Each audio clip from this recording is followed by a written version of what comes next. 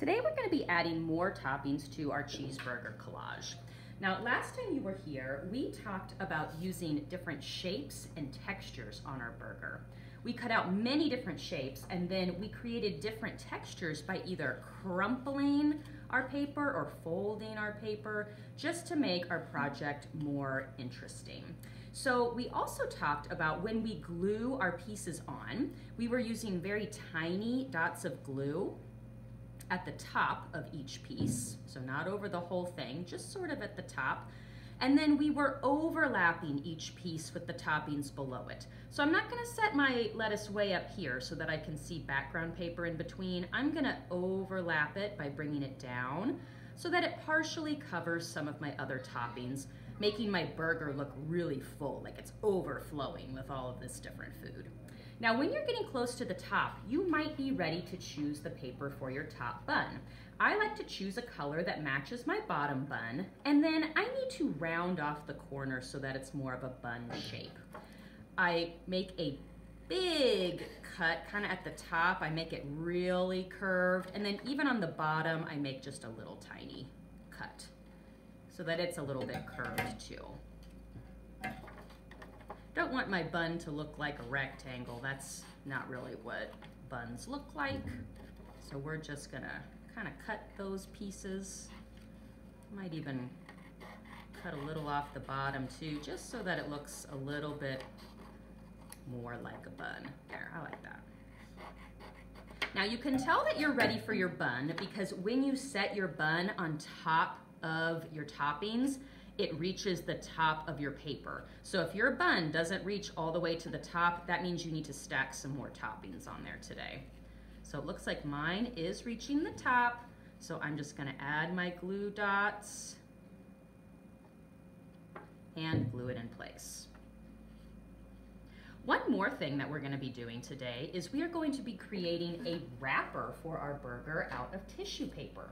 So I'm gonna take my tissue and I'm going to be using a quick stick to do some decorations and designs on my wrapper. Now you can do a design of your choice, however, I'm gonna do something that I see at burger restaurants quite often, and I'm gonna do like a checkerboard design with some vertical lines and some horizontal lines. Now the slightly tricky part about this is tissue paper is very thin and it tears easily. So I'm gonna hold it very carefully with one hand as I draw my designs so that it doesn't get wrinkled up or torn. If it does wrinkle or tear a little bit, that is of course totally fine. That's probably what would happen to a real cheeseburger wrapper at a restaurant. It would get wrinkled and torn up a little bit. So those wrinkles and tears are probably just gonna make your project look better. Actually, whoops, see, tore mine. No big deal. I'm just gonna keep going.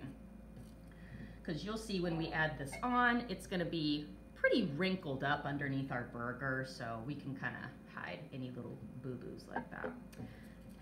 I'm gonna turn my paper and make my lines go in the other direction. After you wait a few minutes for your quick stick to dry, you'll be ready to glue it underneath the bottom bun of your burger. Hopefully on the first day you left the bottom part loose, but if not, that's okay. There are ways to problem solve it and kind of glue it around the burger as well. But if you have that little flap underneath, that's where we're gonna sneak our tissue paper. So when we glue it, I like to kind of give it a little gentle crumple as I stick it underneath, because I want it to kind of look like it's actually crumpled up under my burger and kind of have like a three-dimensional look to it a little bit. I don't want to go crazy with my crumpling because the tissue paper is so delicate, but just a little crumple. So I'm kind of playing around. Sometimes I like to stick the corner of it underneath to kind of give it a diagonal look to it. So you kind of test out what you think looks good. And make sure that you have the bright side of your quick stick showing. If you flip it over upside down, the colors won't be as bright, and I think the bright color side is usually what students like to have showing. So now that I have it the way I like it, I'm going to open my glue bottle and I'm just gonna sneak a couple little dots in a few places under my tissue. Once again, since tissue is so delicate, you really don't need a lot of glue because it can make the tissue really soggy and hard to work with. So I'm just kind of putting a few dots under there and then holding it in place for a second so that it keeps its three-dimensional crumpledy look that looks so fun. Just like that. And then when I have it glued in place how I like,